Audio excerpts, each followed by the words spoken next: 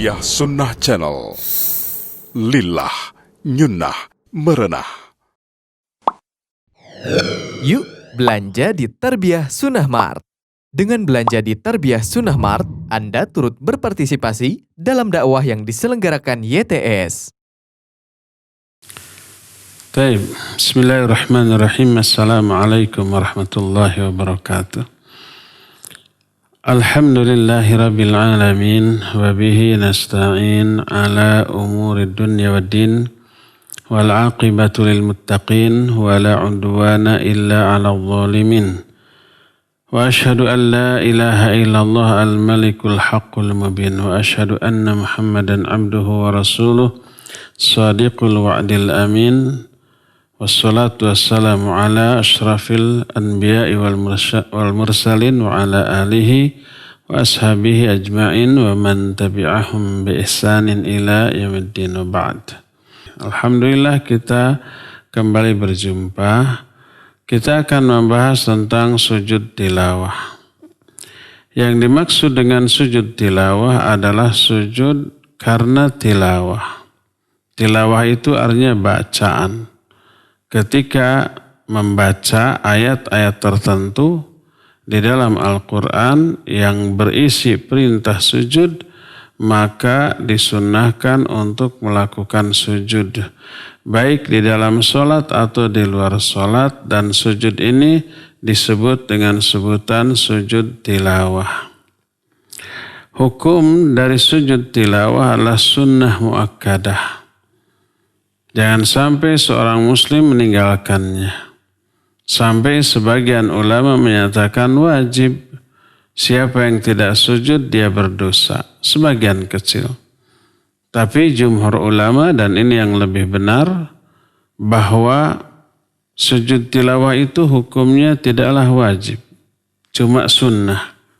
Karena Amirul Mukminin Umar Al-Khattab radhiyallahu an pada hari Jumat di atas mimbar dia membaca surah An-Nahl. Ketika sampai kepada ayat sajdah, dia turun dari mimbar lalu bersujud. Kemudian dia di hari Jumat yang lainnya membaca ayat sajdah yang lain tetapi tidak sujud. Lalu beliau berkata, Innallaha lam yufrid alaina sujud illa an nasya. Sesungguhnya Allah tidak mewajibkan sujud tilawah bagi kita kecuali kalau kita menghendaki. Apa yang dilakukan oleh Umar ini dilakukan di hadapan para sahabat yang banyak dan tak ada seorang pun sahabat yang mengingkarinya. Hadis ini sahih diriwayatkan oleh Imam Bukhari dan juga Imam Muslim. Ya. Jadi hukum sujud tilawah adalah sunnah. Siapa yang melakukannya dia akan peroleh pahala yang banyak. Dan siapa yang tidak melakukannya maka dia tidak berdosa. Ada beberapa ketentuan tentang sujud tilawah. Pertama, sujud tilawah dilakukan baik di dalam sholat ataupun di luar sholat. Ketika imam membaca ayat sajdah, lalu dia sujud juga makmumnya. Atau dia sholat sendirian, sholat munfarid. Sholat munfarid yang dia lakukan kemudian membaca ayat sajdah, maka dia disunnahkan untuk bersujud. Dengan bertakbir setiap kali gerakan perpindahan, mau sujud dan bangkit dari sujud, kalau itu di dalam sholat. Adapun kalau di luar sholat, maka hanya disyariatkan takbir ketika akan sujud, tapi tidak disyariatkan takbir ketika bangkit dari sujud. Setelah sujud sudah, tidak ada takbir dan juga tidak ada salam. Kedua, kalau di dalam sholat, maka sujud tilawah disunnahkan hanya dalam sholat yang jahriyah. Salat yang dikeraskan seperti salat maghrib, isya, ataupun subuh atau Jumat, atau salat-salat lain yang dikeraskan, termasuk salat tarawih. Lalu ada ayat sajdah yang dibaca, maka disunnahkan sujud. Adapun pada salat yang sirriyah, maka para ulama ikhtilaf, ada yang menyatakan makruh membaca ayat sajdah pada waktu salat sir. Karena apabila di dalam salat sirriyah imam membaca ayat sajdah, hanya ada salah satu di antara dua kemungkinan. Kemungkinan yang pertama, dia sujud. Dan ini membingungkan makmum. Terlebih apabila masjidnya besar seperti Masjid Haram, Masjid Nabawi, atau Masjid Agung, Masjid Raya yang sampai membludak keluar untuk salat sirriyah, umpama salat zuhur dan asar. Ketika takbir, imam sujud untuk sujud tilawah, makmum tidak mengetahui di antara ini ruku, lalu mereka ruku. Kalau di belakang imam melihat langsung, ya mereka bisa tahu bahwa imam sujud. Yang melihat langsung kebingungan. Kok imam tiba-tiba sujud dari langsung berdiri? Dari berdiri tiba-tiba sujud. Mungkin dianggap imam salah lalu semuanya tasbih subhanallah. Adapun yang di belakang yang tidak melihat mungkin langsung ruku. Jadi menimbulkan masalah, menimbulkan kebingungan. Ini kemungkinan yang pertama. Kemungkinan yang kedua, untuk menghindari hal itu imam baca ayat sajdah tapi tidak sujud. Oleh karena itulah maka dia meninggalkan hal yang utama. Sebagian ulama menyatakan makruh. Sebagian lagi menyatakan tidak makruh, tapi lebih utama imam tidak sujud tilawah kalau dia membaca ayat sajdah pada sholat sir. Karena apabila dia bersujud akan menimbulkan kebingungan di kalangan makmum. Dan apabila dia tidak sujud maka tidak apa-apa. Karena hukum sujud tilawah hanyalah sunnah. Inilah poin kedua tentang sujud tilawah. Poin ketiga, cara bersujud sama dengan cara bersujud di dalam sholat. Sujudnya di atas 7 anggota. Sebagaimana sabda Nabi SAW, umirtu an asjuda ala sab'ati a'zam. Aku diperintahkan untuk bersujud di atas 7 anggota badan. Yaitu kening sambil berisyarat ke hidung, kedua telapak tangan, kedua lutut, dan kedua kaki. Kedua, berupayalah untuk meluruskan tulang punggung ketika sujud. Sebagaimana ketika ruku. Berkata Rasul SAW, i'tadilu fir ruku'i was sujud. I'tidallah kalian ketika ruku dan sujud. Makna i'tidal adalah meluruskan tulang punggung ketika ruku dan sujud. Sebagaimana sabda Nabi SAW, la tujzi'us shalah liman lam yuqim rajulun salbahu fir ruku'i was sujud. Tidaklah sempurna sholat seseorang yang tidak meluruskan tulang punggung ketika ruku dan sujud. Jadi kedua, ketika sujud tulang punggung lurus, jangan bengkung, jangan bongkok, jangan bengkok, ya luruskan. Ketiga, jari-jari dirapatkan dan ujung-ujung jarinya menghadap ke arah kiblat. Sebagaimana hadis yang pernah kita bahas, karena Rasul sallallahu alaihi wasallam idza sajada idza raka'a farraja baina asabi wa idza sajada adhamma asabi'ahu. Nabi alaihi salatu wasallam ketika ruku beliau merenggangkan jari-jarinya dan ketika sujud beliau merapatkan jari-jarinya. Keempat, ketika sujud jarak antara dua tangan dan lutut jangan berdempetan. Sedikit agak jarak. Sekedar paha kita ini tegak lurus. Tidak condong ke belakang, tidak condong ke depan. Sehingga apabila ada anak kambing yang lewat maka bisa lewat.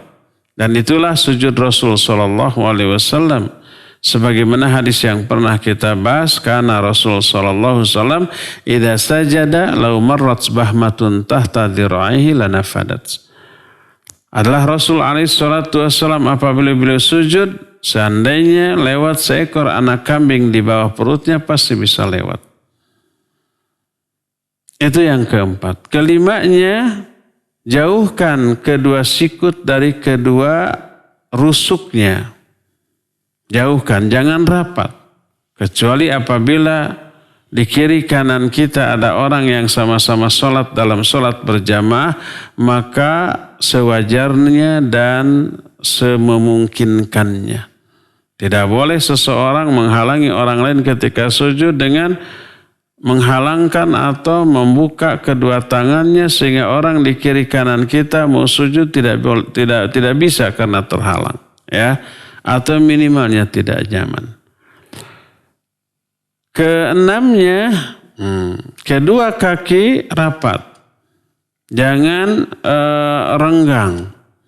Sebagaimana hadis yang menyatakan tentang hal itu, karena Rasul sallallahu alaihi wasallam idza sajada dhamma baina aqibaihi. Adalah Rasul sallallahu alaihi wasallam apabila beliau sujud, beliau merapatkan kedua kakinya. Ketika berdiri tidak boleh rapat. Tidak boleh juga terlalu renggang, tapi sewajarnya. Tapi ketika sujud dirapatkanlah kedua kakinya, ya. Itulah cara sujud pada umumnya, termasuk juga sujud tilawah.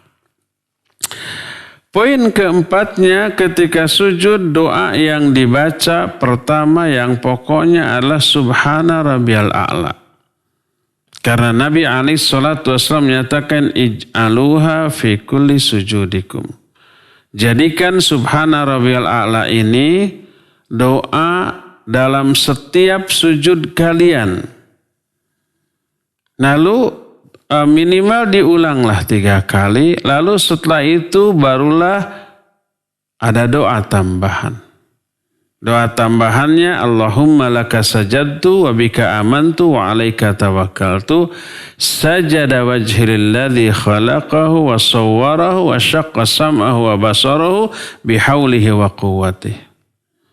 Terus ditambah dengan doa Allahumma aktub li biha ajra wa anni biha wizra waj'alha li indaka dakhra au dukhra. Jadi ini doa yang nanti insya Allah akan kita bahas syarah atau makna secara mendalam tentang doa tersebut. Tapi yang jelas berdoanya, doa pokok sujud dulu Subhana Rabbiyal A'la, baru doa-doa tambahan. Poin kelimanya, apakah boleh melakukan sujud tilawah pada waktu-waktu yang terlarang? Waktu terlarang untuk sholat. Seperti ba'da asar, seperti umpamanya ba'da sholat subuh, seperti umpamanya ketika matahari pas di tengah-tengah atau pas terbit atau pas tenggelam. Kita baca Al-Quran umpamanya. Pas ba'da sholat subuh kita baca Al-Quran lalu lewat ayat sajdah. Padahal ba'da subuh adalah waktu yang dilarang untuk melakukan sholat. Bolehkah sujud? Maka para ulama ikhtilaf. Sebagian ulama menyatakan bahwa hukum sujud tilawah sama dengan sholat. Dalam segala hal, termasuk dari segi waktu, tidak boleh dilakukan pada waktu-waktu yang terlarang, juga harus dilakukan dalam keadaan suci, juga harus dilakukan dalam keadaan menutup aurat, juga harus dilakukan sambil menghadap ke kiblat. Sebagian ulama menyatakan demikian karena sujud adalah gerakan inti dari sholat. Tapi sebagian ulama lain menyatakan tidak, karena sujud ini bukan sujud bagian dari sholat, tapi sesuatu yang merupakan amalan yang berdiri sendiri. Kalau itu dilakukan di luar sholat. Kalau di dalam sholat, ya wajib menutup aurat, wajib menghadap kiblat, wajib dalam keadaan suci. Bukan karena sujud tilawahnya, tapi karena sholatnya. Adapun untuk sujud tilawah sebagai amalan yang berdiri sendiri, tak ada dalil yang mengharuskan semua itu. Oleh karena itulah maka jumhur ulama menyatakan bahwa sujud tilawah tidak terlarang dilakukan pada waktu-waktu yang terlarang. Dibolehkan, ya. Sebagaimana Imam Asy-Syaukani rahimahullahu ta'ala berkata dalam kitab Nailul Awtar. Kata beliau, laisa fi ahadithi sujudit tilawah ma yadullu ala i'tibar ayyakuna sajid mutawaddian. Wa hakadha laisa fil ahadith ma yadullu ala i'tibari taharati thiyab wal makan wa amma satrul aurah wa istiqbal qiblah ma'al imkan. Kata Imam Asy-Syaukani, di dalam hadis-hadis tentang sujud tilawah tidak ada dalil yang menunjukkan bahwa orang yang sujud itu harus punya wudu. Demikian juga dalam hadis tersebut tidak ada dalil yang menunjukkan harus suci pakaiannya ataupun tempatnya. Adapun menutup aurat dan menghadap kiblat bila memungkinkan. Berkata Imam Ibnu Hajar Al-Asqalani dalam kitab Fathul Bari, Syarah Sahih Bukhari. Lam yuafiq Ibnu Umar radhiyallahu anhu ahadun ala jawazi sujud bila wudu'in illa Sya'bi. Tidak ada seorang pun yang sependapat dengan Ibnu Umar tentang bolehnya sujud dalam keadaan tidak punya wudu kecuali Imam Asy-Sya'bi. Ini dikeluarkan oleh Imam Ibnu Abi Syaibah dengan sanad yang sahih. Juga ada riwayat dari Abu Abdurrahman As-Sulami annahu kana yaqra'u sajdah thumma yasjudu wa huwa ala ghairi wudu'in ila ghairil qiblah wa huwa yamshi yumi'u ima'an. Bahwa Abu Abdurrahman As-Sulami seorang sahabat, dia membaca ayat sajdah. Lalu dia bersujud tanpa punya wudu, tanpa menghadap ke arah kiblat. Dia sedang berjalan kemudian berisyarat. Sedang berjalan sambil membaca Al-Quran. Lalu di tengah membaca Al-Quran tersebut melewati ayat sajdah. Maka beliau bersujud walaupun tidak punya wudu dan tidak mengarah ke kiblat. Karena tidak adanya dalil yang mengharuskan semuanya itu. Berdasarkan hal itulah maka dibolehkan walaupun tidak memiliki wudu.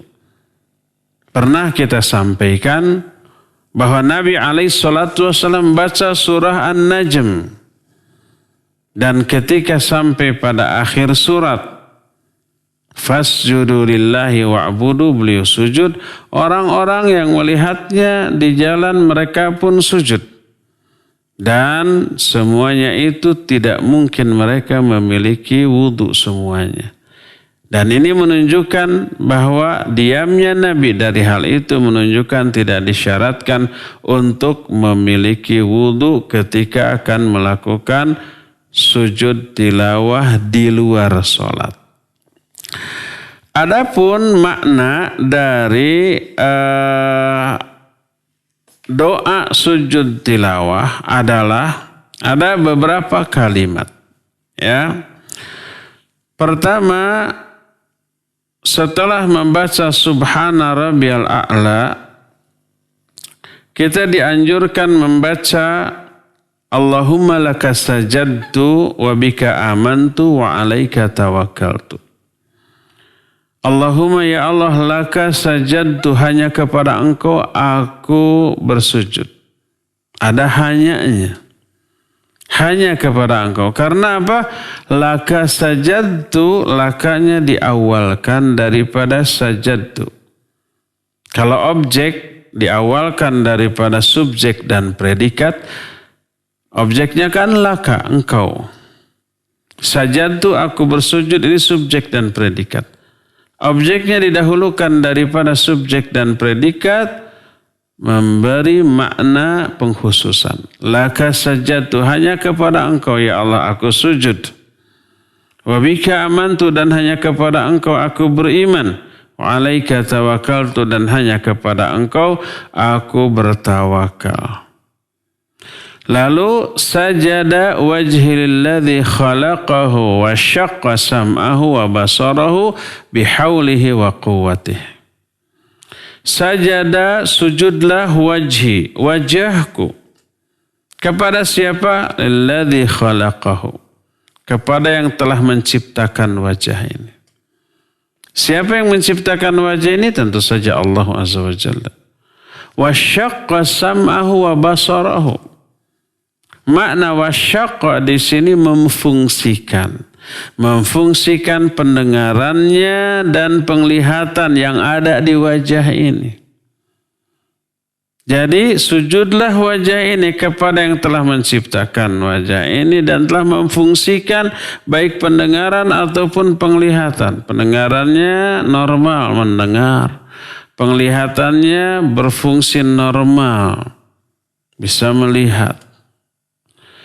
Bihaulihi wa quwwati, dengan haulnya dan kuwahnya. Dengan haul dari pencipta wajah yaitu Allah, dan al-quwah. Kuwah dari pencipta wajah yaitu Allah. Makna al-haul dan al-quwah maknanya sama. Yaitu kemampuan. Cuma bedanya al-haul itu adalah kemampuan untuk menghindarkan segala macam yang tidak disukai, yang madarat, yang buruk, yang jelek.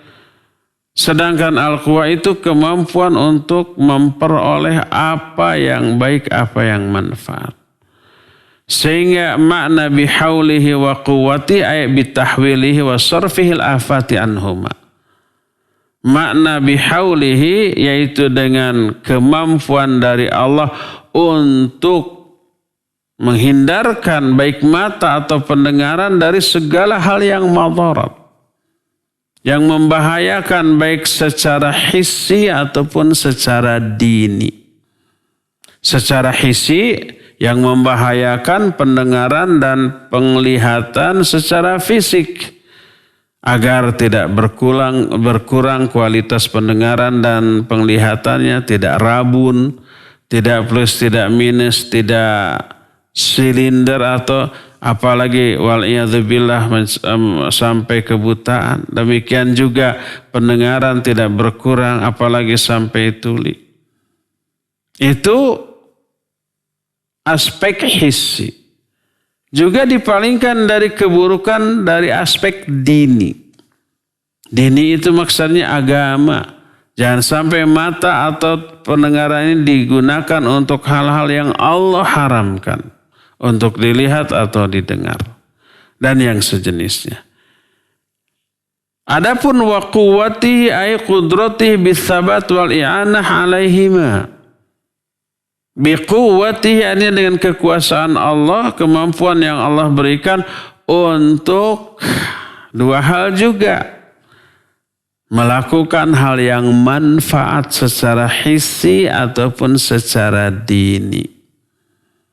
Secara hissi agar terawat ini pandangan dan penglihatan, jangan sampai kemampuannya berkurang. Dan dari aspek dini hanya melihat dan mendengarkan yang maslahat, yang manfaat bagi akhirat. mendengarkan pedaran ilmu, mendengarkan bacaan Al-Quran, melihat mushaf Al-Quran, melihat kitab, melihat buku-buku yang bermanfaat dan yang sejenisnya. Inilah makna dari sajada wajhililladzi khalaqahu wa syaqqa sam'ahu wa basarahu bihaulihi wa quwwatihi fatabarakallahu ahsanul khaliqin. Maka maha barokah Allah sebagai sebaik-baik pencipta. Doa ini diriwayatkan oleh Imam At-Tirmidzi, juga Imam Ahmad, juga Imam Al-Hakim dalam Al-Mustadraknya. Lalu Imam Al-Hakim mensahihkan riwayat hadis ini dan disepakati oleh Imam Az-Zahabi yang menunjukkan bahwa hadis ini sahih. Setelah itu lalu dibaca doa yang berikutnya. Masih dalam keadaan sujud. Hayati juga makna dari doa ini. Allahumma aktub li biha indaka ajra. Allahumma ya Allah, uktub li, catatkan bagiku biha dengan sujudku ini indaka di sisimu ajra, pahala. Catatkan pahala di sisimu untukku dengan sujudku ini. Wadha'anni biha wizra, wadha' dan do' angkat atau hapuskanlah ya. Ani dari diriku biha dengan sujud ini wizra dosa. Hapuskan dosa dengan sujud ini. Waj'alha li indaka dukhra. Jadikan sujud ini bagiku tabungan di sisimu. Jadi pertama mohon agar sujudku ini menghasilkan pahala. Catat yang tercatat di dalam kitab catatan amal. Kedua menghapus dosa. Ini seluruh amalan sebenarnya begitu fungsinya. Semua amalan selain meraih pahala juga menghapus dosa. Dan jadikan sujudku ini sebagai tabungan bagiku di sisimu nanti. Nanti kita akan jelaskan. Wa taqabbalha minni kama taqabbaltaha min abdika Daud. Dan terimalah sujudku ini sebagaimana engkau telah menerimanya dari hamba-Mu yang namanya Daud. Maksudnya Nabi Daud alaihi salatu wassalam. Doa dengan lafaz ini dalam hadis yang juga diriwayatkan oleh Imam At-Tirmidzi dalam kitab sunannya, juga oleh Imam Al-Hakim dalam kitab Al-Mustadrak. Lalu Al-Hakim menyatakan hadis ini sahih. Dan Imam Az-Zahabi menyepakati pensahihan yang dilakukan oleh Imam Al-Hakim terhadap hadis ini. Hadis ini sahih. Adapun yang dimaksud jadikan sujudku ini sebagai tabungan di sisimu. Maknanya adalah jangan sampai pahala dari sujud yang aku lakukan yang telah engkau catat itu terhapus oleh amalan-amalan penghapus amal. Kalau ada amalan-amalan penghapus dosa seperti tobat, seperti istighfar, seperti sedekah, seperti semua kebaikan itu menghapus dosa-dosa. Harus ingat dan waspada, ada juga amalan penghapus pahala. Banyak menghapus pahala itu. Di antaranya riya, sum'ah, ujub, takabur, itu semuanya saudara kembar yang bisa menghapus pahala kita. Baik riyanya itu ketika berbuat ataupun setelah berbuat. Karena apa? Karena sangat mungkin orang ikhlas ketika beramal, tapi riyanya muncul beberapa waktu kemudian.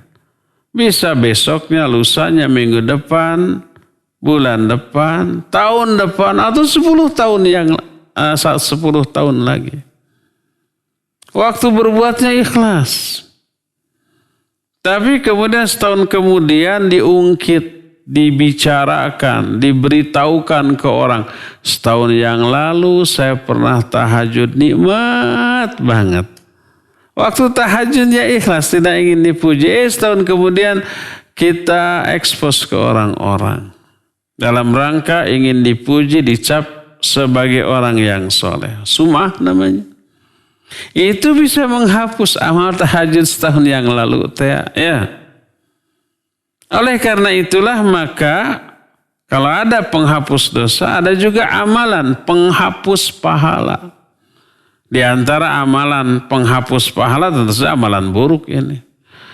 Yaitu menolak Quran hadis dengan akal. Mengutak-atik ayat Al-Quran hadis yang sesuai dengan akal. Sehingga akal didahulukan daripada wahyu. Sebagaimana yang sering kita ungkapkan dalam surah Al-Hujurat ayat 1 dan ayat yang kedua. Antahbatu amalukum wa antum la tash'urun. Nanti batal amal-amal kalian dalam keadaan kalian tidak menyadarinya, tanpa kalian sadari.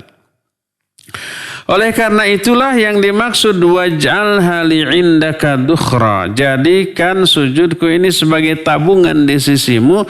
Maknanya jangan sampai aku terpancing untuk melakukan amalan yang menghapus pahala sujudku ini.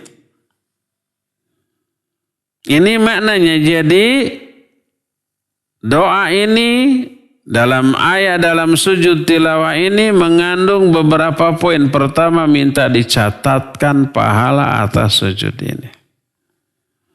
Kedua, minta dihapuskan dosa karena sujud ini. Ketiganya, minta dijadikan sebagai tabungan di sisimu ya Allah. Jangan sampai ini terhapus loh dengan amalan-amalan penghapus pahala yang tidak disadari.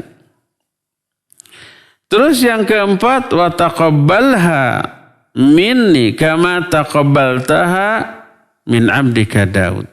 Terima sujud dariku ini sebagaimana engkau telah menerima sujud seperti ini dari hamba-Mu yang namanya Daud. Dalam surah Shad ayat ke-24, Nabi Daud memang bersujud kepada Allah Azza wa Jalla ketika diperintahkan. Allah berfirman, kharra raki'an wa anab. Maka tersungkurlah Nabi Daud ruku, kemudian dia bertobat. Yang dimaksud ruku di sini adalah sujud. Lalu Allah menerima sujud Nabi Daud. Maka kita pun meminta kepada Allah Azza wa Jalla, terimalah sujud dariku ini sebagaimana engkau telah menerima sujudnya hamba-Mu yang namanya Daud. Inilah doa yang kita baca di dalam sujud tilawah ya. Lalu ayat-ayat mana sajakah yang disunnahkan untuk melakukan sujud tilawah? Sebagian ulama menyatakan ayat-ayat sajdah dalam Al-Quran ada 14. Sebagaimana perkataan Imam Ibnu Hazm dalam kitab Al-Muhalla.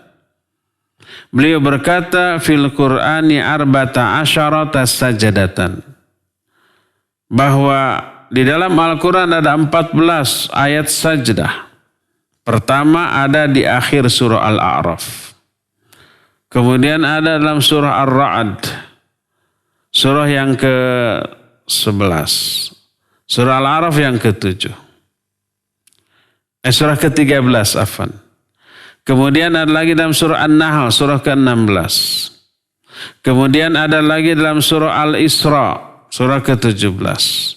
Lalu ada lagi dalam surah Maryam, surah yang ke-19. Lalu ada lagi dalam surah Al-Hajj. Kemudian ada lagi dalam surah Al-Furqan, surah yang ke-25. Al-Hajj surah ke-22. Ada lagi dalam surah An-Naml, surah yang ke-27. Ada lagi dalam surah As-Sajdah, surah yang ke-32. Ada lagi dalam surah Shad, ayat 24 seperti yang tadi diungkapkan. Surah Shad adalah surah yang ke-38. Ada lagi dalam surah Fussilat, Juga dalam surah An-Najm ayat yang terakhir. Surah An-Najm ayat surah yang ke-54. Dan ada lagi dalam surah Al-Insyiqaq. Idza sama'un syaqqaq. Dan ada lagi dalam surah Al-Alaq. Dan itu adalah surah terakhir yang mengandung ayat sajdah dan seluruhnya berisi 14. Yang benar adalah ada 15. Sebab surah Al-Hajj itu ada 2 ayat sajdah, awal dan akhir. Berdasarkan hadis yang diterima dari Uqbah bin Amir radhiyallahu an, dia berkata, "Qultu ya Rasulullah, fuddilat suratul Hajj bis sajdatain." Aku bertanya, wahai Rasulullah, apakah surah Al-Hajj diutamakan atau diberikan kelebihan dengan 2 ayat sajdah? Maka beliau menjawab, na'am. Wa man lam yasjudhuma fala yaqra'huma. Iya, siapa yang tidak ingin sujud di kedua ayat itu, maka jangan membaca kedua ayat tersebut. Hadis ini diriwayatkan oleh Imam Abu Daud dan Imam At-Tirmidzi dengan sanad yang hasan, sebagaimana diterangkan oleh Syekh Al-Albani rahmatullahi alaih dalam kitab Sahih Sunan Abu Daud dan juga Sahih Sunan At-Tirmidzi. Berdasarkan hal itulah maka jumlah keseluruhan ayat-ayat sajdah dalam Al-Quran ada 15. Siapa yang membacanya atau mendengar dengan sengaja bacaan tersebut, baik di dalam sholat ataupun di luar sholat, maka disunnahkan untuk melakukan sujud 1 kali dan disebut dengan sebutan sujud tilawah.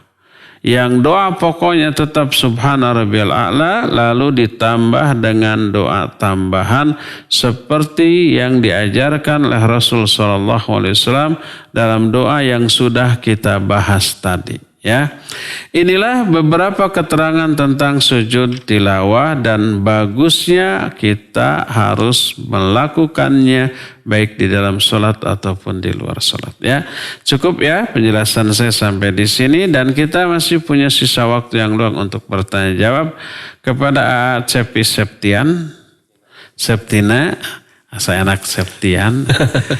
Dipersilakan untuk membantu tanya jawab dengan pendengar dan pemirsa. Wassallallahu ala nabiyina Muhammadin wa ala alihi wa sallam. Silakan. Ustaz, jazakallahu khairan atas materi yang disampaikan di hari ini tentang sujud tilawah yang merupakan pembahasan dari syarah Hisnul Muslim. Khotiman azani Allah wa iyyakum, para pendengar dan pemirsa dimanapun antum berada, bagi antum yang akan bertanya kepada Ustaz, silakan bisa melalui line telepon langsung di nomor 022 8686267 atau bisa melalui pesan singkat ke nomor 081122714476. Baik, sudah ada telepon yang masuk, kita angkat dahulu dari penelpon. Ya, silakan, sudah masuk. Assalamualaikum. Waalaikumsalam. Dengan siapa di mana? Dengan Wildan di Buah Batu. Ya, silakan. Kang Wildan di Buah Batu. Silakan pertanyaannya, Kang. Ya, Assalamualaikum Ustaz. Waalaikumsalam. Mau tanya, kalau untuk bacaan surat sujudnya itu kalau menggunakan Subhanakallahumma rabbana wa bihamdika itu apakah masih bisa? Ya. Kemudian jika imamnya tidak melakukan sujud tilawah itu seperti apa ya? Kita sholat. Iya. Ya, itu saja. Barakallahu fiik. Wa fika barakallah. Taib. Wildan di Buah Batu ya? Ya, barakallahu fiik. Ada 2 pertanyaan. Pertama, kalau ketika sujud tilawah bacaan diganti dengan subhanakallahumma rabbana bihamdika allahumma gfirli, boleh tidak? Tidak boleh, karena itu bukan doa sujud tilawah. Jadi itu adalah doa sujud biasa di dalam sholat. Seusai membaca subhana rabbiyal a'la minimal 3 kali, lalu boleh ditambah dengan subhanakallahumma rabbana bihamdika allahumma gfir. Itu dalam salat biasa, baik dalam salat fardu ataupun dalam salat sunnah ya. Tapi doa pokoknya subhana rabbiyal a'la, ini doa tambahan. Adapun dalam sujud tilawah doa pokoknya tetap subhana rabbiyal a'la, maka yang Allahumma laka sajadtu wa bika amantu wa alaika tawakkaltu, terus subhanal sajada wajhilladzi khalaqahu wa syaqqa sama wa basara bihaulihi wa quwwatihi, itu doa tambahannya. Doa pokoknya adalah subhana rabbiyal a'la, sehingga tidak boleh membaca subhanakallahumma rabbana bihamdika allahumma ighfirli dalam sujud tilawah, sebab itu bukan doanya ya. Itu yang pertama. Kedua, kalau imam baca ayat sajdah lalu tidak sujud, bagaimana? Gak apa-apa, karena sujud tilawah hukumnya sunnah. Kalau dia tidak sujud, maka makmum juga otomatis tidak sujud mengikuti imam. Walaupun sunnah sujud tilawah, tapi sunnah itu bagi mustami kalau orang yang membacanya sujud. Orang yang membacanya sujud, maka mustami juga sujud. Kalau yang membacanya tidak sujud, maka tidak disyariatkan sujud. Apalagi dalam sholat. Imam dosa enggak? Tidak dosa karena itu sunnah. Ya. Jadi tidak apa-apa, lanjutkan aja sholatnya. Ya, wallahu a'lam bishawab. Silakan. Ya, baik. Syukran Ustaz atas jawabannya. Kita kembali ke penanya kedua melalui line telepon. Ya, silakan, sudah masuk. Halo. Halo. Silakan, Bu. Assalamualaikum. Waalaikumsalam. Dengan Ibu siapa, Ibu? Di mana? Dengan hamba Allah di Marga Asih. Ya, silakan, Bu. Silakan. Ya, tapi di luar tema nggak apa-apa, Pak Ustaz. Ya, silakan, Bu. Iya. Ini mau nanya Pak Ustaz, gimana doa ya buat doa sani yang buat itu, lupa, buat kayak Fatihah, Al-Quran itu ayat kursi palak anas itu, terus pakai air, ditiupkan ke air, nantinya diminum itu. Buat diruqyah gitu. Oh iya benar. Meruqyah air mandiri gitu Ibu ya. Kemudian airnya diminum. Iya. Biar apa, Bu? Ya misalnya buat apa aja ya, keperluan gitu. Iya. Itu termasuk bid'ah enggak itu? Makasih Pak Ustaz. Assalamualaikum. Waalaikumsalam warahmatullahi wabarakatuh. Iya, Ibu hamba Allah di Marga Hayu. Margasih, ya barakallahu fik. Boleh enggak meruqyah air dengan bacaan Al-Quran? Hukum asal boleh, karena Nabi SAW melakukan itu, para sahabat juga melakukan itu, ya. Tapi itu untuk pengobatan. Jadi kalau ada seorang yang sakit, baik sakit fisik atau sakit psikis, termasuk sakit kena sihir, kena gangguan jin, ya boleh, ya, dilakukan ruqyah syar'iyah. Asal yang dibacakannya ayat-ayat Al-Quranul Karim atau doa dari Nabi SAW berdasarkan hadis yang sahih, ya. Bacakan boleh ke air kemudian diminumkan atau dibanjurkan, ya. Boleh juga langsung bacakan di hadapan orang, ya. Nah, tapi itu sekali lagi untuk pengobatan. Adapun selain pengobatan, seperti biar anak pinter kemudian diminumkan air, tapi nggak diajari, tetap aja bodoh. Tidak ada efek, tidak ada pengaruh, ya. Atau biar rizkinya lancar, kemudian dibacakan ayat Al-Quran ke air lalu diminumkan, biar nggak seret. Nggak ada pengaruh, bukan untuk itu ruqyah, ya. Atau ini jomblo terus nih, ya, biar cepat laku, lalu dibacakan ayat ke air lalu diminumkan atau dimandikan. Nggak ada pengaruh, kecuali kalau jomblonya itu kena sihir, betul. Orangnya cantik, orangnya pinter, orangnya pokoknya semua laki-laki normal pasti berkeinginan. Tapi setiap ada yang mendekati selalu mundur, tiba-tiba kelihatan wajahnya itu buruk kayak mak lampir umpamanya. Ya mungkin itu karena ada sihir, ya bisa kalau begitu. Tapi kalau memang jomblonya bukan karena unsur itu, karena memang nilai jualnya yang kurang umpamanya sehingga jomblo aja, ya tidak bisa diruqyah dengan cara seperti itu, ya Bu, ya. Sekali lagi, ruqyah syar'iyah adalah salah satu metode pengobatan syar'i, bukan selain itu, ya. Wallahu a'lam. Baik. Silakan lagi. Syukran Ustaz atas jawabannya, dan kita kembali mengangkat penelpon yang ada di sore hari ini. Silakan, sudah masuk. Assalamualaikum Ustaz. Waalaikumsalam warahmatullahi wabarakatuh. Pak Iqbal. Iya, Ya. Alhamdulillah Ustaz. Anta maklum Ustaz. Ustaz, mau bertanya nih sedikit dalam rangka mengisi malam-malam Ramadan yang kita lakukan i'tikaf di rumah. Apakah apakah menonton televisi kajian ataukah melihat muratal Quran? Apakah itu bisa dimasukkan bagian dari mengisi malam-malam Ramadan, Ustaz? Demikian Ustaz, jazakallahu khairan. Assalamualaikum warahmatullahi wabarakatuh. Wa jazakallahu khairan. Waalaikumsalam warahmatullahi wabarakatuh. Pak Iqbal, ya. Pertama, karena pandemi COVID-19 kita tidak i'tikaf, termasuk di rumah. Karena i'tikaf itu harus di masjid, tidak boleh di luar masjid. Berdasarkan firman Allah dalam Al-Quran, وَلَا تُبَاشِرُهُنَّ وَأَنْتُمْ آكِفُونَ فِي الْمَسَاجِدِ. Janganlah kalian menyentuh istri-istri kalian dalam keadaan kalian sedang i'tikaf di masjid-masjid. Jadi i'tikaf itu di masjid, bukan di rumah. Nah, adanya pandemi COVID-19 ini, kita tidak memungkinkan i'tikaf. Tapi semua ibadah yang biasa kita lakukan ketika i'tikaf bisa kita lakukan di rumah tidak dengan niat i'tikaf. Kita sholat, kita baca Al-Quran, kita berzikir, beristighfar, berdoa, ya. Apakah termasuk menonton di TV, di YouTube, pokoknya di internet kajian-kajian? Iya. Kajian dari ustadz atau ulama yang lurus akidahnya dan pemahamannya.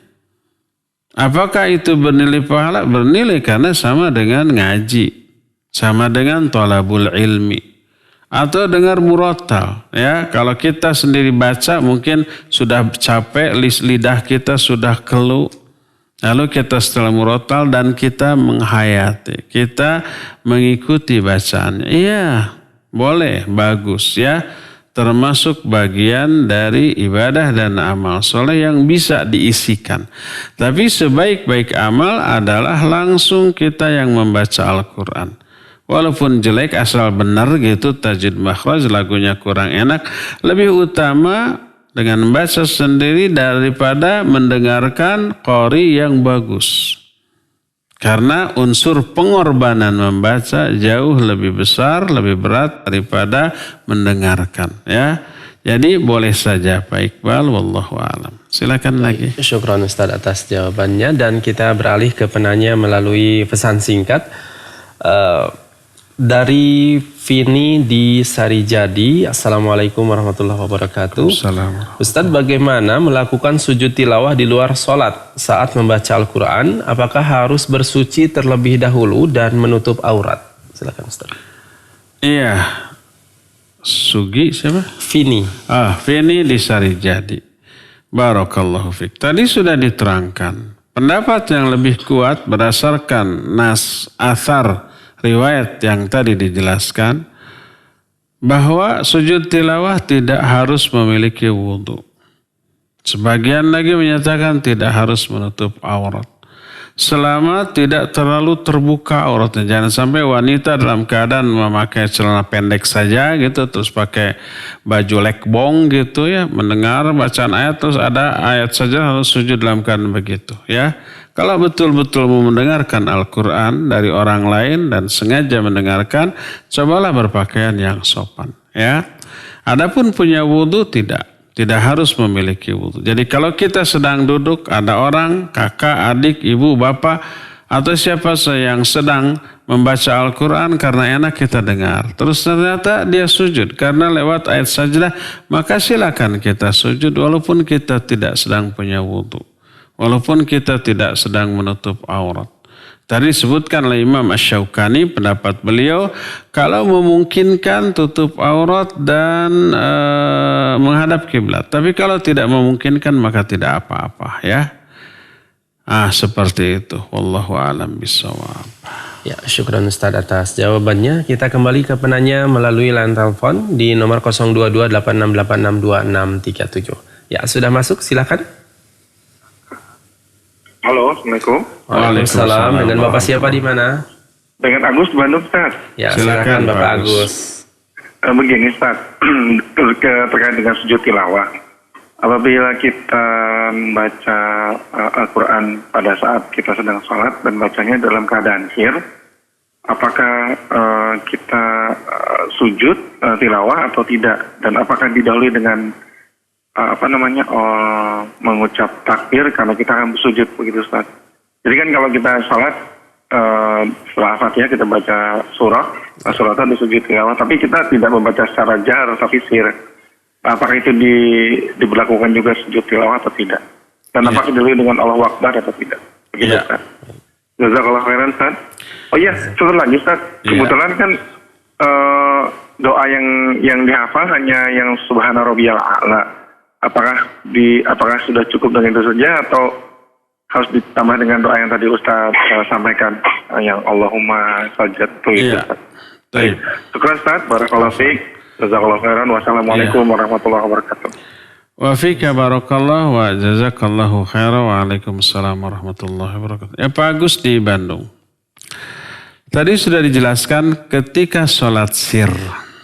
Ada dua kasus.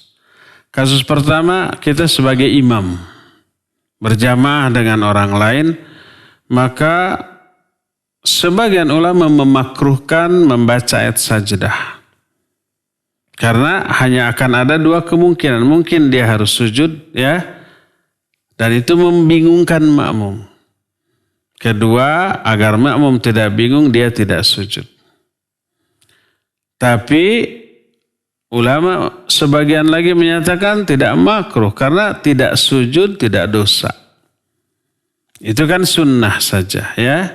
Jadi sebagian ulama memakruhkan, sebagian lagi menyatakan tidak makruh asal tidak sujud. Kalau sujud baru dimakruhkan karena menimbulkan kebingungan di kalangan makmum. Ini kasus pertama. Kasus kedua, kalau kita sholatnya munfarid, sendirian. Karena ada pandemi COVID-19. Sekarang kita sholat di rumah, tidak di masjid. Zuhur di rumah, asar di rumah. Lalu sholatnya sir. Lalu setelah Fatihah kita membaca surat yang ada ayat sajdah. Mungkin surah Al-Alaq, ya, mungkin aja surah As-Sajdah, mungkin saja surah An-Najm atau yang lain-lainnya. Ya, ada ayat sajdah di sana, ya, disunnahkan sujud. Karena kita yang membaca dan di belakang kita nggak ada makmum, tidak akan menimbulkan madarat, ya, disunnahkan untuk sujud. Terus apakah harus takbir? Iya, takbir ketika akan sujud dan takbir ketika bangkit dari sujud kalau itu di dalam sholat. Karena Nabi SAW selalu takbir dalam setiap beliau bergerak, baik mengangkat kepala ataupun menundukkan kepala. Baik dari berdiri ke ruku, ruku ke berdiri, berdiri ke sujud, sujud ke ruku, semuanya pakai takbir. Dalam sholat ya pakai takbir. Jadi ketika membaca ayat sajdah lalu sujud, takbir akan sujud. Setelah selesai sujud, bangkit lagi, takbir lagi. Itu kalau dalam sholat. Adapun kalau di luar sholat hanya disunnahkan takbir ketika akan sujud. Silakan takbir, setelah sujud tidak ada takbir, tidak ada salam. Setelah beres sujud sudah selesai begitu saja, ya. Demikian Pak Agus. Yang kedua apa? Doa, apakah cukup saja dengan... Oh iya, kalau umpamanya hanya yang hafal Subhana Rabbiyal A'la saja, ya, tanpa saja Subhana Rabbiyal A'la, yang itunya tidak hafal maka nggak apa-apa, boleh, karena ya doa pokoknya itu Subhana Rabbiyal A'la, ya. Demikian. Baik, syukran Ustaz atas jawabannya. Kita kembali mengangkat penanya melalui line telepon di nomor 02286862637. Ya, silakan. Halo. Halo, Assalamualaikum. Waalaikumsalam. Dengan siapa di mana? Dengan Ijal di Pajajaran, Ustaz. Silakan Ijal. Ijal Pajajaran. Untuk sujud tilawah, Ustaz, saat kita sedang baca Al-Quran, kan setelah kita sujud, apakah harus membaca ta'awudz lagi saat melanjutkan baca Al-Quran? Dan satu lagi Ustaz, saat kita menemukan ayat-ayat tentang surga dan neraka, kan kita disunahkan untuk berdoa Allahumma inni as'alukal jannah dan sebagainya, dan berlindung dari neraka. Dan setelah membaca doa itu, apakah kita harus berta'awudz lagi juga Ustaz? Syukran Ustaz, jazakallahu khair. Assalamualaikum warahmatullahi wabarakatuh. Waalaikumsalam warahmatullahi wabarakatuh. Iya, Ijal di Pajajaran. Barakallahu fiik. Kalau kita sedang baca Al-Quran lalu diselingi oleh hal lain dengan selingan yang enteng, yang ringan, yang sebentar, maka tidak perlu untuk ta'awudz lagi. Baik itu selingan syar'i, seperti umpamanya sujud tilawah tadi, atau berdoa ketika menemukan ayat surga, Allahumma inni as'alukal jannah, Allahumma ij'alni min ahlil jannah, Allahumma ij'alni birahmatika min ahlil jannah. Itu selingan yang sebentar. Atau yang tidak syar'i, ketika kita sedang membaca, ada yang bertanya, kita berhenti dulu. Di mana kunci? Berhenti itu di sana. Lalu lanjutkan lagi, ya. Atau yang syar'i lainnya seperti kita sedang membaca Al-Quran lalu ada yang salam. Maka kita jawab dulu waalaikumsalam. Ada yang bersin, haji alhamdulillah, kita doakan dulu yarhamukallah. Atau kita yang bersin, hamdalah dulu. Ada yang mendoakan yarhamukallah, kita jawab yahdikumullah wa yuslihu balakum. Ya. Atau umpamanya pas kita lagi baca Al-Qur'annya di depan teras karena ingin cari angin segar, kemudian lewat orang, ya, kemudian punten assalamualaikum ngiring langkung nuju naon, kita jawab waalaikumsalam, mangga teras nuju kieu we, gitu ya. Lalu lanjutkan lagi, maka nggak ada masalah, ya. Kecuali kalau selingannya itu lama dengan beberapa aktivitas, ya. Pas baca Al-Quran tiba-tiba ada tamu. Kita hentikan dulu, ya. Kemudian ngobrol ngaler ngidul sampai setengah jam, setelah itu pulang. Kita kembali lagi, maka ta'awudz lagi. Ya, wallahu a'lam bishawab. Silakan. Baik, syukran Ustaz atas jawabannya. Kita kembali mengangkat penanya dari pesan singkat dulu Ustaz, karena ada beberapa pertanyaan yang senada dari beberapa penanya melalui WhatsApp. Bagaimana caranya kalau ayat sajadah itu di akhir surat seperti surat Al-Alaq ya Ustaz ya? Al-Alaq ada yang saya tulis ini Al-Alaq. Apakah sujud tilawah terus berdiri lalu langsung dilanjutkan ruku? Dari beberapa penanya di Bandung Ustaz, silakan. Barakallahu fika. Sudah kita bahas ada dua cara. Kalau ayat sajdahnya di akhir surat seperti surah An-Najm, seperti surah Al-Alaq, ya. Maka cara pertama setelah selesai membaca surah tersebut seperti wasjud waqtarib dalam surah Al-Alaq, langsung takbir, langsung sujud tilawah, ya. Seusai sujud tilawah, takbir lagi, bangkit. Setelah bangkit ada dua opsi yang bisa kita lakukan. Opsi pertama, boleh langsung ruku lagi. Karena tadi bacanya sudah selesai. Ya, langsung ruku, kemudian i'tidal dan seterusnya. Ya. Opsi kedua, tambahkan dengan satu dua ayat setelahnya atau dengan surah pendek, bisa dengan qul huwallahu ahad atau umpamanya qul al-falaq, an-nas atau al-kafirun atau apa. Setelah dibaca satu dua ayat setelahnya atau satu surat pendek, lalu setelah itu barulah ruku dan seterusnya, ya. Dua-duanya dibolehkan. Mau yang ini, mau yang itu, silakan, ya. Wallahu a'lam. Silakan lagi. Syukran Ustaz atas jawabannya. Kita kembali ke penanya melalui line telepon di nomor 022-8686-2637. Ya, silakan, sudah masuk. Halo. Ya, silakan. Bapak siapa di mana? Ya, assalamualaikum. Waalaikumsalam warahmatullahi wabarakatuh. Siapa di mana, Pak? Ya, silakan, Bapak Pak. siapa di mana, Bapak? Dengan Abdullah Di dari Jakarta. silakan Pak Abdullah di Jakarta. Ini Ini di luar tema, Ustaz. Iya, silakan. Saya kebetulan lagi sakit tipes, nih Ustaz. Syafakallah la ba'sa tahur insyaallah. Kata dokter nggak boleh puasa dulu. Iya. Nah, perlu bayar fidyah. Apakah hanya untuk membayar di bulan berikutnya apabila saya sudah sembuh gitu Ustaz?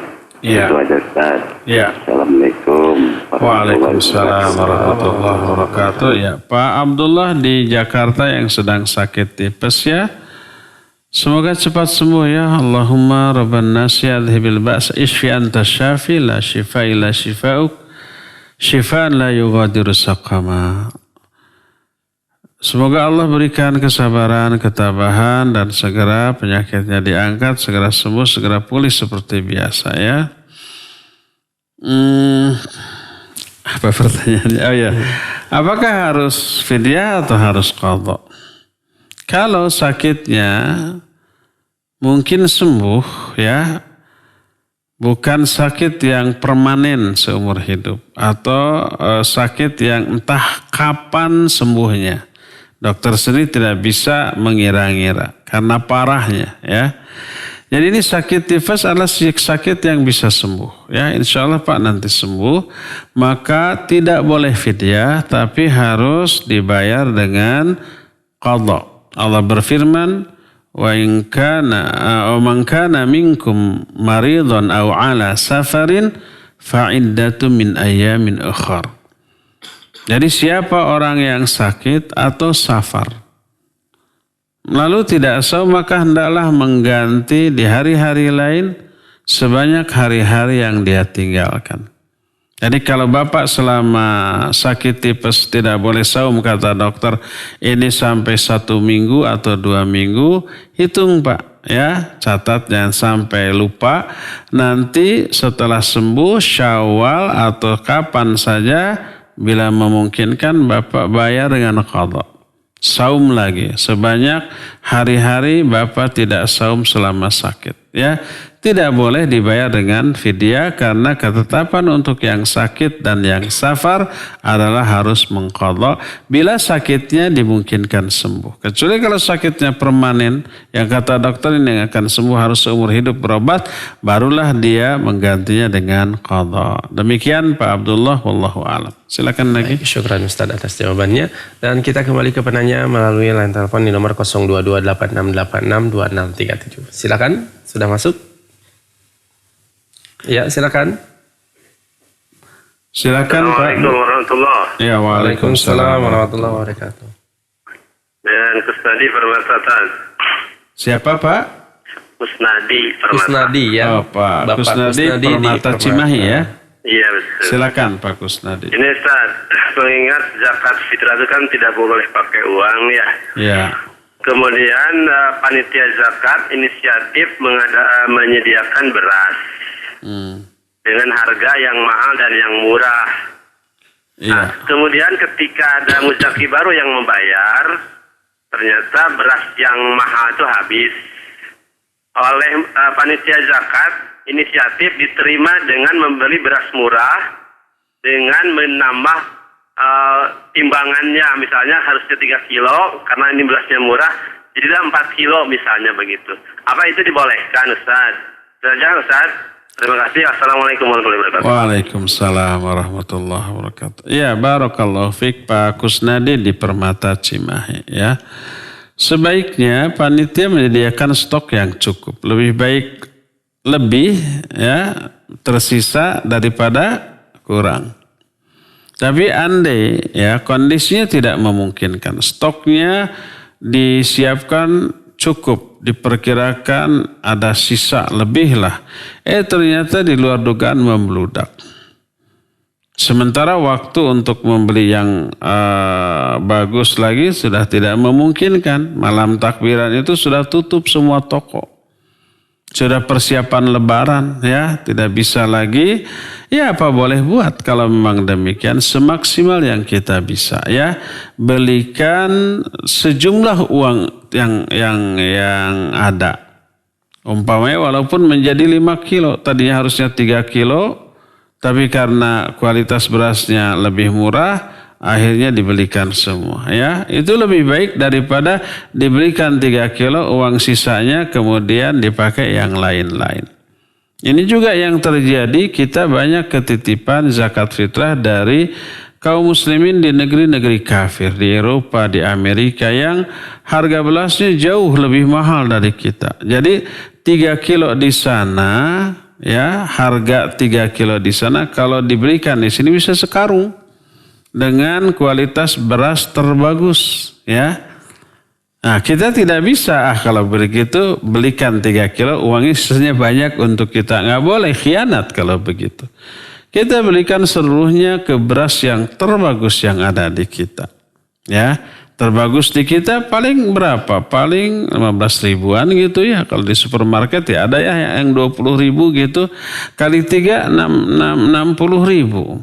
Sedangkan kalau dari Eropa satu orangnya kalau dirupiahkan bisa mencapai 120 ribu, 130 ribu. Ya, itu hampir sakarungan beras kita. Oleh karena itu belikan seadanya uang semuanya dengan beras terbagus, ya. Demikian Pak Abdullah, wallahu a'lam bishawab. Pak Kusnadi, ya. Silakan lagi.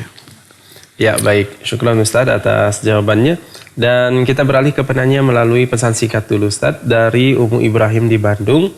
Beliau bertanya, Ana pernah mendengar ketika kita melewati ayat sajadah, ketika kondisinya tidak memungkinkan untuk sujud tilawah, dianjurkan membaca subhanallah agar ayat tersebut tidak berlalu begitu saja seperti ayat lain. Apakah itu ada dalilnya Ustaz? Syukran barakallahu fiik. Silakan. Ya, wallahu alam, saya belum pernah mendengar adanya pengganti subhanallah sebagai pengganti sujud tilawah. Yang adalah isyarat. Isyarat iya ada, ya. Tapi kalau dengan bacaan subhanallah wallahu alam saya belum pernah mendengar keterangan. Mungkin ada tapi saya belum tahu, mungkin benar-benar tidak ada, ya. Tapi semua kitab fikih yang membahas tentang sujud tilawah kita belum pernah dapat keterangan seperti itu walaupun hanya pendapat para ulama. Coba ditanyakan kepada orang yang menerangkan itu dari mana keterangannya, ya. Wallahu alam. Silakan lagi. Iya, syukran Ustaz atas jawabannya. Ada pertanyaan dari hamba Allah di Pangkal Pinang dulu Ustaz. Mohon maaf di luar tema, tapi ini perlu jawaban segera katanya. Dan ayah saya 1 bulan yang lalu meninggal, sementara ibu sudah 2 tahun yang lalu. Lalu kakak saya meminta untuk memindahkan kuburan ibu dekat sebelah kubur ayah dan membutuhkan biaya sekitar 10 juta. Sementara saya tidak menyetujui. Mohon nasihatnya Ustaz, apakah boleh kuburan dipindah? Dan apakah dengan dipindah nanti orang tua bisa ketemu nanti di alam barzah Ustaz? Syukran. Baik, barakallahu fiik. Hukum asal tidak boleh memindahkan kuburan kaum muslimin. Ya, ini hukum asal. Tanpa ada uzur dan kepentingan syar'i maka tidak boleh. Hanya karena umpamanya agar suami istri ini berdekatan lalu dipindah maka itu bukan uzur syar'i. Kecuali kalau umpamanya memang harus seperti kuburan itu kesambar jalan, proyek yang mau tidak mau harus dipindahkan, ya. Maka tidak ada pilihan lain, ya boleh kalau begitu dipindahkan dari kuburan tersebut, ya. Karena kita tidak memiliki wewenang atau kekuasaan tentang hal itu. Mau tidak mau harus dipindahkan baru pindahkan. Tapi kalau tidak ada hal yang darurat yang mendesak di luar kekuasaan kita seperti itu maka tidak boleh.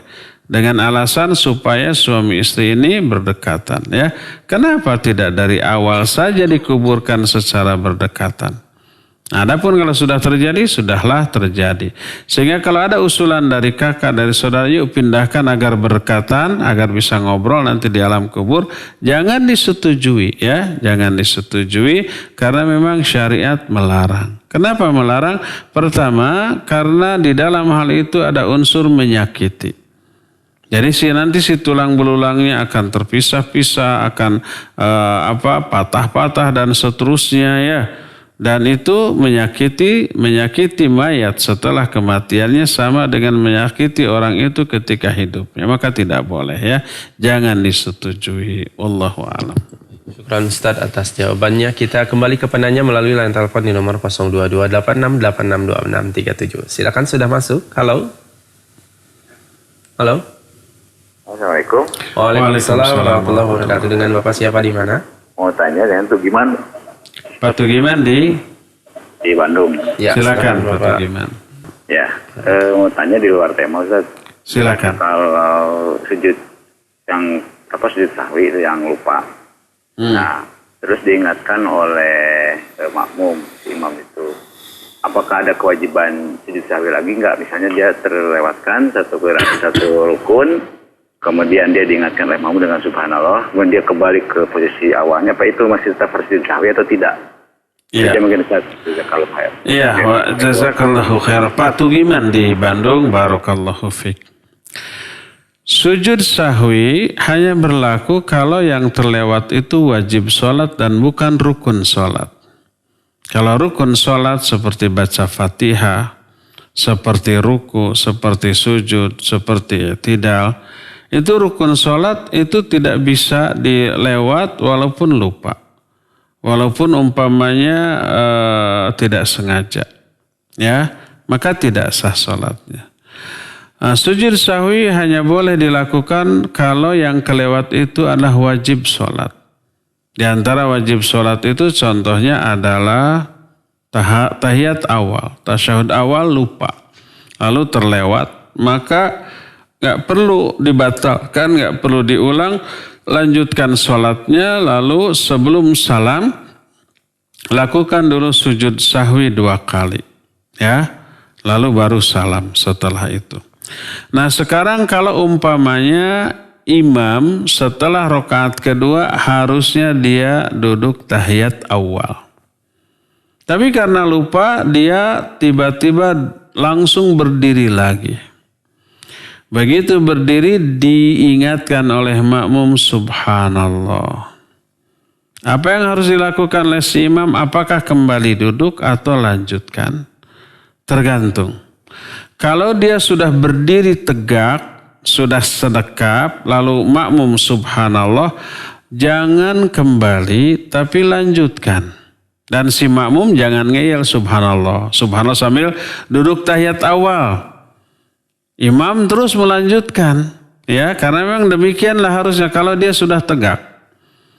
Sampai makmum kesel. Ya, duduk, imam duduk, batal makmumnya kalau ngomong begitu ya.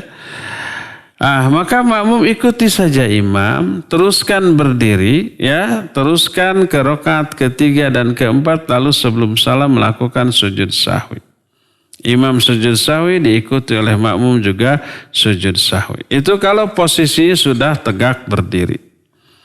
Adapun kalau umpamanya imam baru nungging, belum tegak berdiri, ya, Allah gitu rada panjang biasanya kalau dari sujud ke berdiri, si makmum sudah curiga, aduh jangan-jangan si imam tuh lupa tidak tahiyat awal, langsung berteriak subhanallah.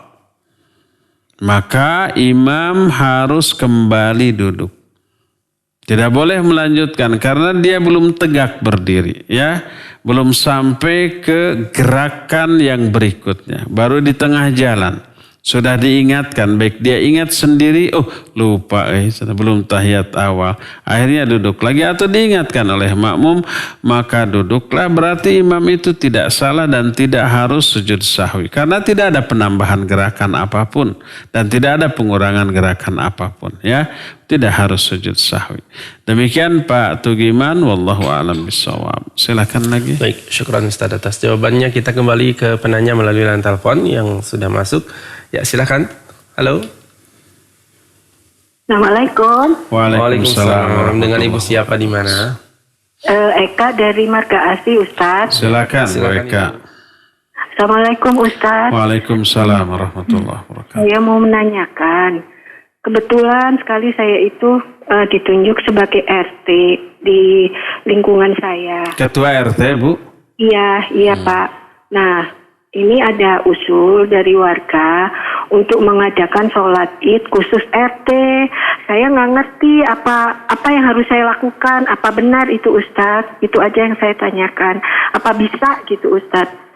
Assalamualaikum. Waalaikumsalam warahmatullahi wabarakatuh. Iya, Ibu Eka di Marga Asih ya? Ibu RT. Saya anjurkan untuk tidak mengadakan sholat Id di musim pandemi COVID-19 ini ya. Ini juga anjuran, mudah-mudahan bukan hoax ya. Saya dapat BC bahwa Ketua Umum MUI Kota Bandung Pak Miftah Farid juga menganjurkan tidak. Jangan sampai nanti beliau bilang menyesal setelah sholat Id banyak yang terpapar. Walaupun hanya di tingkat RT saja. Karena apa? Karena kita tidak tahu sesteril apa seluruh warga RT kita. Oh, di RT kita belum ada gejala. Siapa tahu warga RT kita itu ada yang liar kemana-mana kan, naik angkot, ya, naik gojek ke pasar, ke supermarket, ya, dan mungkin dia berinteraksi dengan orang yang pernah terpapar COVID-19, tapi belum ada gejala. Virusnya sudah ada nempel di tubuhnya, gejalanya belum muncul. Karena konon gejalanya muncul setelah hari kedua atau hari ketiga, itu pun tergantung stamina yang bersangkutan. Kalau stamina kuat, mungkin beberapa hari tidak akan ada gejala. Tapi di tubuhnya sudah ada virus. Lalu masuk ke kerumunan orang termasuk sholat Id. Terpaparlah banyak orang ya. Orang-orang yang terpapar pulang ke rumahnya lalu keluarganya kena semuanya. Lalu setelah banyak yang positif diketahui penyebabnya sholat Id. Barulah menyesal. Ingat apa sih yang kita kejar dengan sholat Id di lapangan atau sholat berjamaah di masjid? Apa yang kita kejar? Pahala dari Allah. Tetap sholat di rumah dapat pahala yang sempurna sama dengan sholat di masjid atau di lapangan. Sama, tidak ada bedanya. Keridhaan Allah sama. Ya. Apa sih yang kita kejar dengan sholat Id di lapangan? Maka itu semua akan kita dapatkan hanya dengan sholat di rumah walaupun sendirian atau berjamaah dengan keluarga. Lalu apa lagi? Kalau pertanyaan dibalik apa sih yang diinginkan dengan sholat di rumah seperti nggak mau banget sholat di masjid dan di lapangan? Bukan nggak mau, kita mau bingit ya. Tapi karena ada pandemi berisiko kita akan terpapar lalu terancam nyawa. Maka sholat melakukan kerumunan banyak orang walaupun dalam bentuk ibadah itu terlalu berisiko terkena COVID-19. Sama dengan menjerumuskan diri ke dalam kebinasaan. Maka Allah berfirman, wala tulqu bi aydikum ila tahluka. Jangan kamu jerumuskan diri kalian kepada kebinasaan. Kita sholat di rumah itu mengamalkan ayat ini. Mengamalkan hadis Nabi yang menyatakan firra minal mazdum firaraka minal asad. Hindari, jauhi, lari kamu dari wabah sebagaimana kamu lari dari singa. Kita sholat di rumah itu mengamalkan ayat dan hadis. Pahala tetap dapat, pahala ketaatan mengamalkan ayat ini dan hadis ini juga dapat. Adapun yang mengadakan kerumunan termasuk sholat berjamaah di masjid atau di lapangan, melanggar ayat tadi, melanggar hadis ini. Coba mana yang kita pilih ya? Sholat di rumah dengan pahala full tetap dan tidak berisiko terkena COVID ya, atau sholat di masjid atau di lapangan tapi berisiko terkena COVID. Maka saya anjurkan, bila perlu mudah-mudahan sampai ke siapapun penguasa, sampai ke presiden suara saya ini. Anjuran untuk tidak mengadakan sholat Id berjamaah di lapangan ataupun di masjid ya. Karena terlalu riskan, terlalu berisiko. Kalau kaum muslimin begini terus, sampai kapan COVID ini akan berakhir ya? Adanya orang-orang yang tidak disiplin menyebabkan terpapar lagi, memperpanjang usia keberadaan virus ini.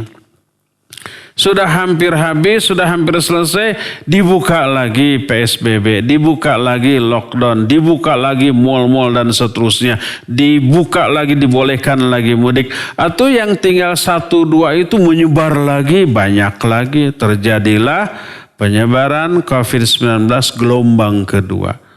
Kalau seperti ini bertahun-tahun pun nggak akan hilang ini COVID ya. Kita itu hanya cukup sabar beberapa bulan asal disiplin, nanti setelah kedisiplinan ini kita pertahankan baru berbuah. Lalu tidak terdeteksi lagi ada COVID-19, baru boleh silakan beraktivitas sebebas yang biasanya ya. Termasuk ya masjid kita ramaikan lagi ya. Jadi demikian Bu, dianjurkan untuk tidak menyelenggarakan, tolak saja sudah ya. Wallahu a'lam bishawab. Terakhir ya. Baik, syukran Ustaz atas jawabannya. Kita beralih ke penanya melalui WhatsApp Ustaz. Dari Fahri dari Jakarta. Assalamualaikum Ustaz. Afwan mau bertanya, apakah pengobatan dengan cara yang sempat viral saat ini, yaitu dengan cara yang disebut garpu tala, yaitu dengan membaca ayat Al-Quran dengan menunjuk secara acak sampai menemukan ayat-ayat positif. Setelah itu baru ayat positif itu dibaca diulang-ulang dan disediakan air di botol pada waktu membacanya. Kemudian airnya bisa diminum untuk pengobatan. Apakah pengobatan dengan cara tersebut sesuai syar'i atau tidak Ustadz? Jazakallahu khairan. Mohon nasihatnya. Silakan. Ya, barakallahu fiik. Tentu saja tidak sesuai dengan syar'i. Coba tanya ke orang itu, mana dalilnya harus pakai garpu tala? Lalu garpu tala itu diarahkan ke Al-Quran, lalu tek nunjuk baik secara acak. Tek, oh ini berarti ayat ini ya yang dibaca. Nah, kenapa harus ayat itu? Oh, berdasarkan tebakan tadi, berhentinya aja di sana. Jadi agama ini bukan dibangun di atas tebakan-tebakan, bukan dibangun di atas akal, bukan dibangun di atas perasaan, intuisi, bukan dibangun di atas kebiasaan, tapi didasarkan kepada wahyu. Agama ini wahyu, Al-Quran dan Sunnah Nabi SAW. Jangan menetapkan ritual agama, pengamalan agama berdasarkan tebakan-tebakan, berdasarkan akal, berdasarkan perasaan. Jangan, tapi harus berdasarkan wahyu. Dan wahyu hanyalah Quran dan Sunnah. Selama itu tidak ada Al-Quran Sunnah, jangan dilakukan. Seperti adanya garpu tala. Mana ada hadis tentang garpu tala? Seperti garpu tala itu diarahkan ke Quran. Tek, oh pas ke ayat itu berarti ayat itu yang dibaca. Ya. Maka tidak ada keterangan tentang hal itu. Berarti menetapkan satu pengamalan agama bukan berdasarkan wahyu, tapi berdasarkan tebak-tebakan yang dilakukan secara acak. Agama macam apa yang kayak begitu? Islam mah tidak seperti itu ya. Jangan dilakukan karena itu bukan bagian dari agama, tapi dianggap bagian dari agama oleh orang, dan itu yang disebut dengan penambah-nambahan dalam masalah agama ya.